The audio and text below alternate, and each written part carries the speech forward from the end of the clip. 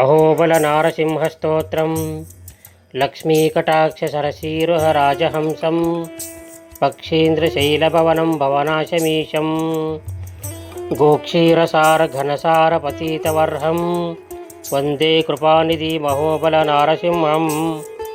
आद्यन्त्यशून्यमजमयवयं प्रमेयम् आदित्यचन्द्रशिखिलोचनमादिदेवम् अब्जामुखाब्जमदलोलुपवृत्तभङ्गं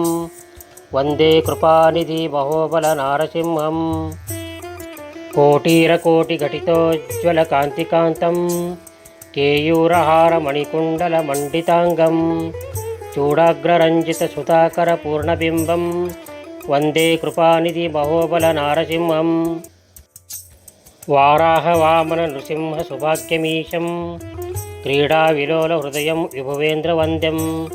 हंसात्मकं परमहंसमनोविहारं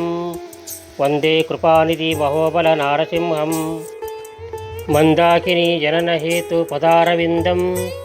बृन्दारकालयविनन्दनम् उज्ज्वलाङ्गं मन्दारपुष्पतुलसीरञ्जिताग्रिपद्मं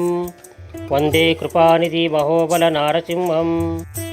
तारुण्यकृष्णतुलसीदलधामरम्यं धात्रीरमाभिरमणं महनीयरूपं मन्त्रादिराजमतधानमानभृङ्गं वन्दे कृपानिधिमहोबलनारसिंहम् इति श्री अहोबलनारसिंहस्तोत्रं सम्पूर्णम्।